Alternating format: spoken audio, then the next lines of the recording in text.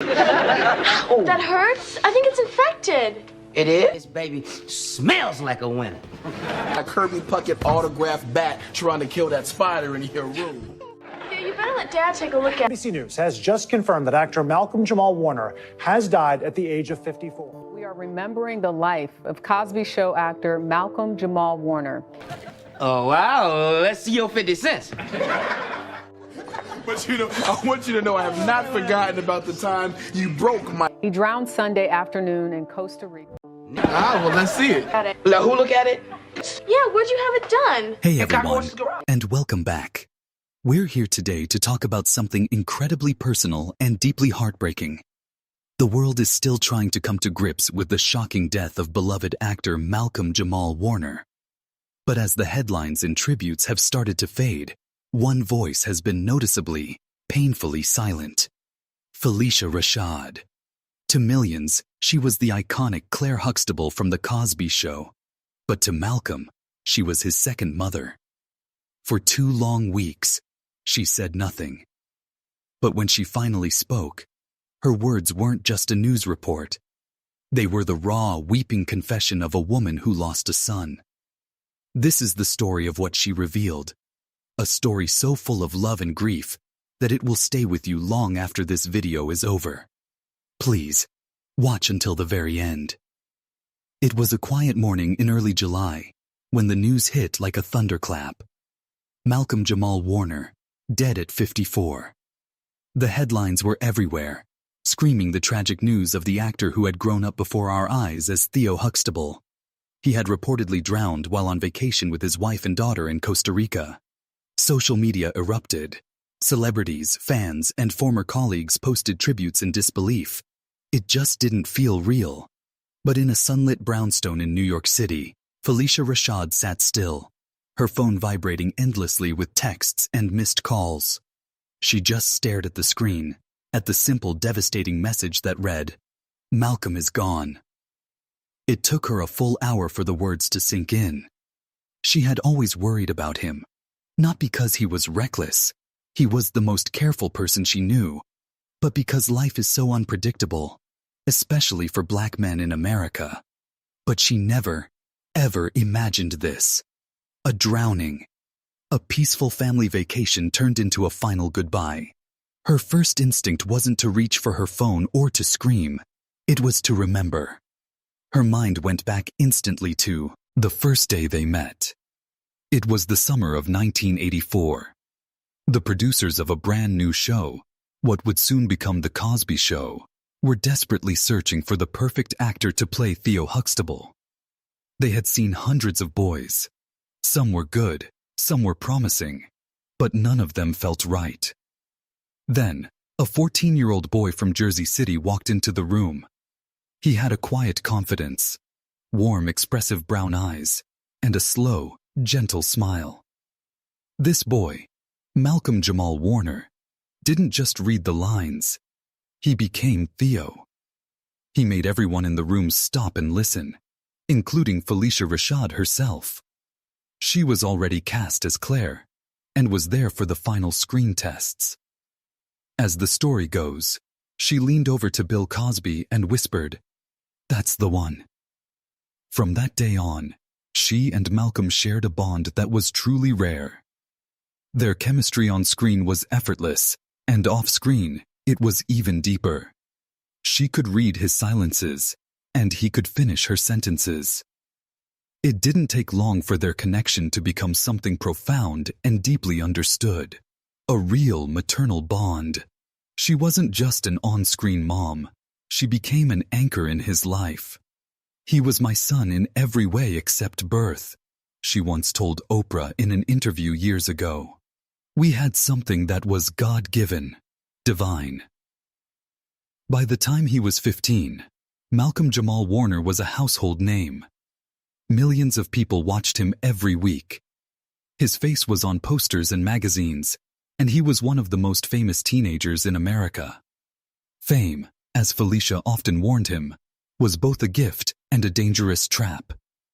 She remembered the long, quiet talks they had backstage.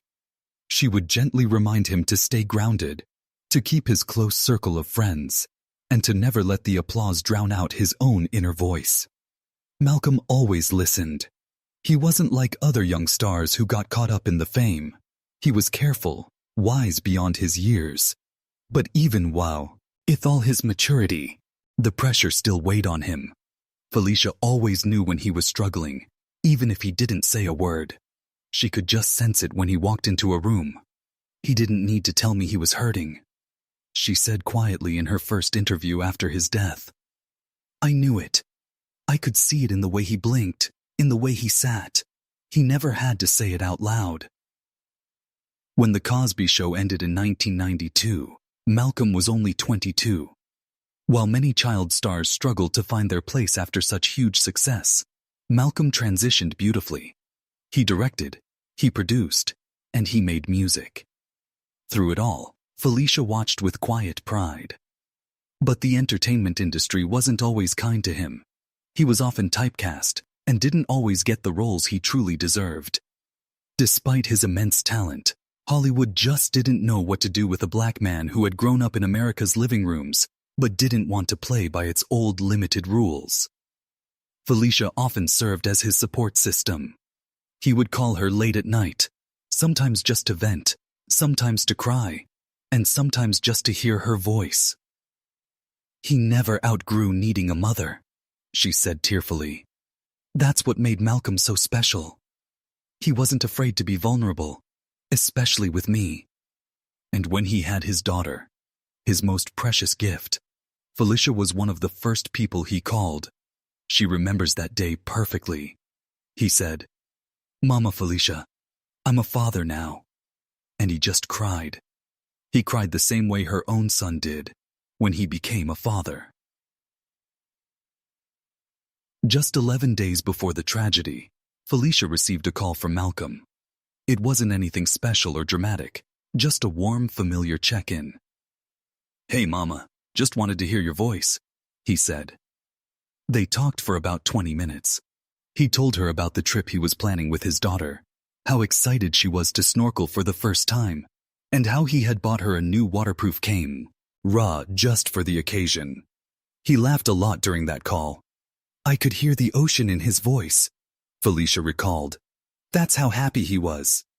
They ended the call with, "I love you," just like they always did.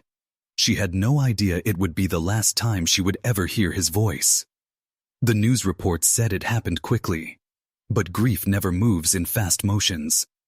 The day Malcolm Jamal Warner slipped beneath the water was as clear as it was unbelievable. His daughter had screamed. Witnesses said he had been swimming just a little bit farther out, keeping a close eye on her as she floated nearby. A strong current, invisible and silent, had wrapped itself around him. Surfers noticed him struggling and rushed to help, but by the time they reached him, it was too late. CPR was performed, but the ocean had already taken what it came for. His body was found about 20 minutes later. When Phylicia Rashad received the confirmation call, she simply collapsed into a chair, unable to say a word. She didn't cry right away. The tears would come later, only after her mind could finally accept that the boy she had watched grow up, the man she loved as her son, had died protecting the person he loved most in the world. His daughter. "It's poetic in the cruelest way," she later whispered. "He died a father, a protector, a guardian, just like he lived." After the call, her home felt like a tomb of memory. Everything seemed too loud and too quiet at the same time. The ticking of the clock was unbearable. Her phone wouldn't stop ringing, but she couldn't bring herself to answer it. She wasn't ready to talk. Not yet. Photographs lined her hallway, and one in particular stopped her every time she passed it. It was a black and white photo from the late 1980s. Felicia and Malcolm on set, his arm around her, both of them, laughing between takes. She remembered that exact moment. It wasn't staged, it was real. He had just told her a silly joke about his hair, and she had burst into laughter.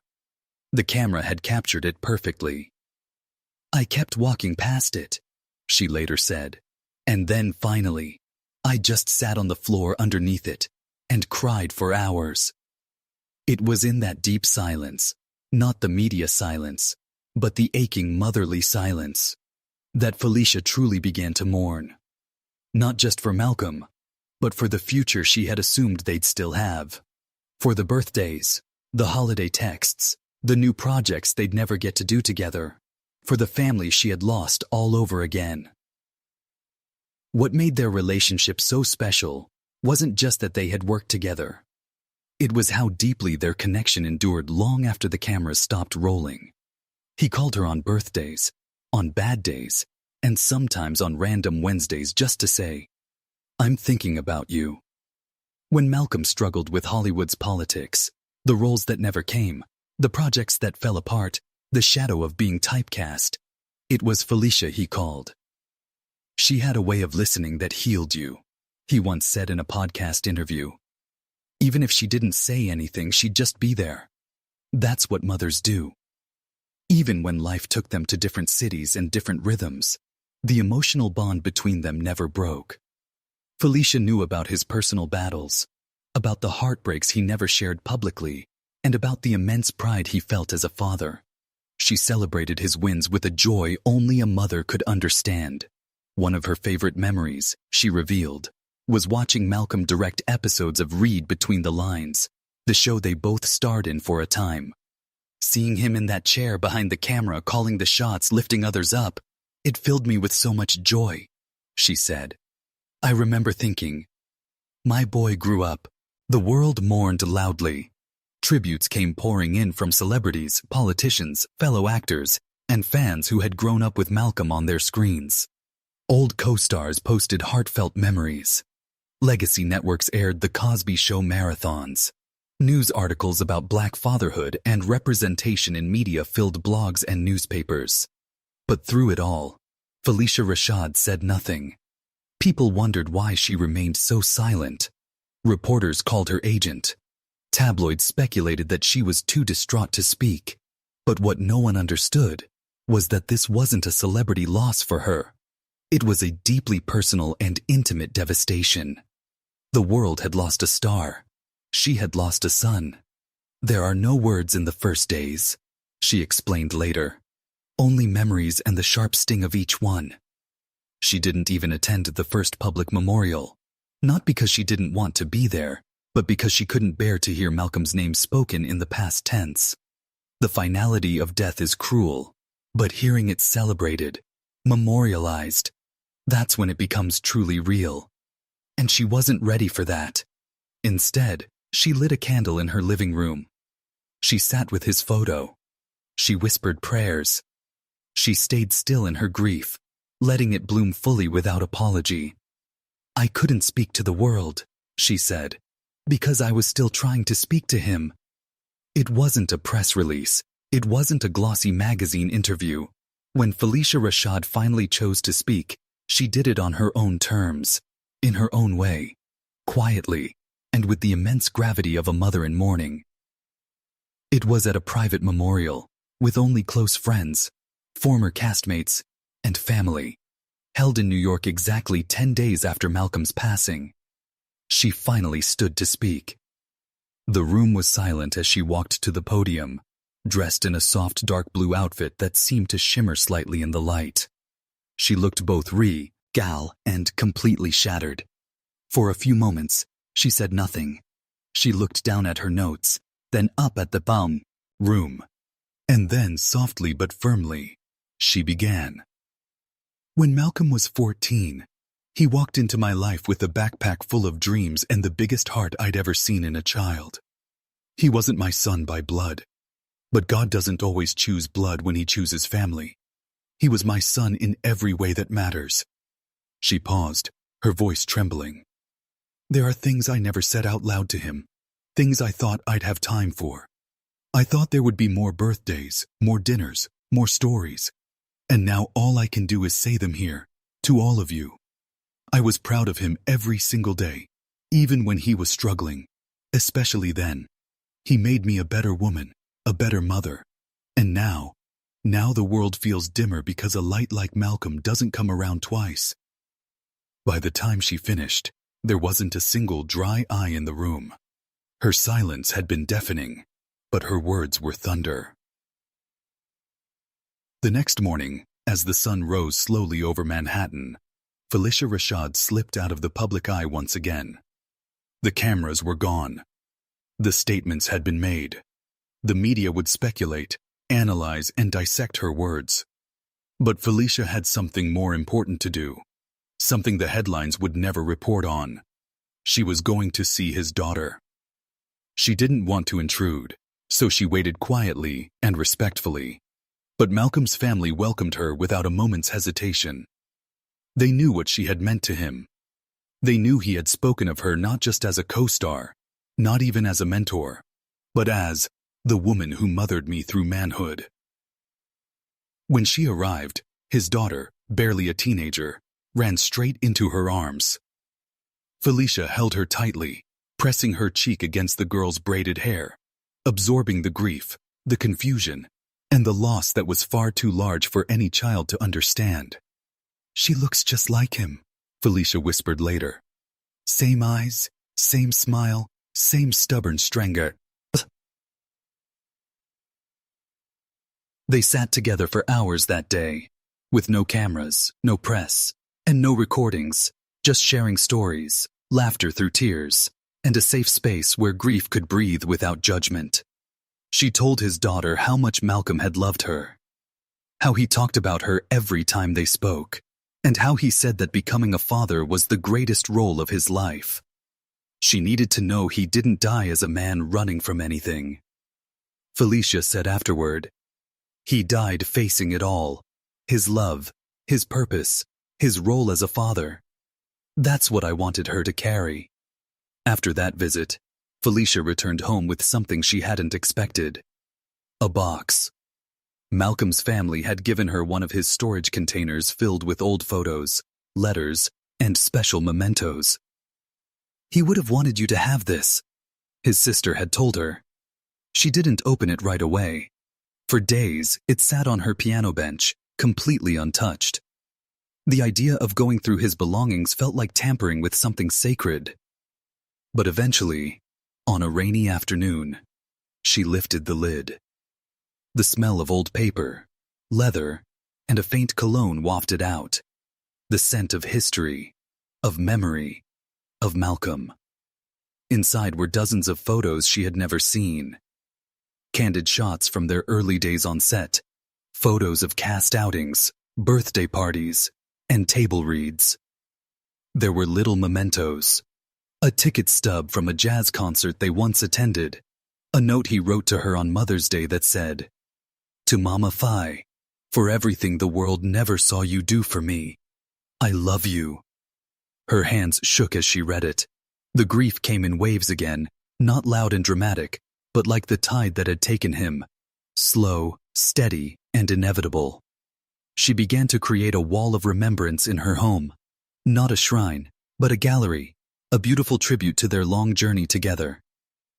"It helps," she said. Having his memory exist in color, not just in pain. In the days that followed, every interview request felt like a burden. She didn't want to talk about Malcolm for ratings. She didn't want to reduce their sacred bond to simple sound bites. And yet, she understood her responsibility to honor him publicly, to remind the world that his life wasn't just a footnote in sitcom history. It was a legacy of dignity, growth, and quiet brilliance. So, she agreed to one interview, just one, with a Black-focused outlet that concentrated on intergenerational mentorship and legacy in entertainment. In the interview, she spoke softly and deliberately, as if every single word mattered.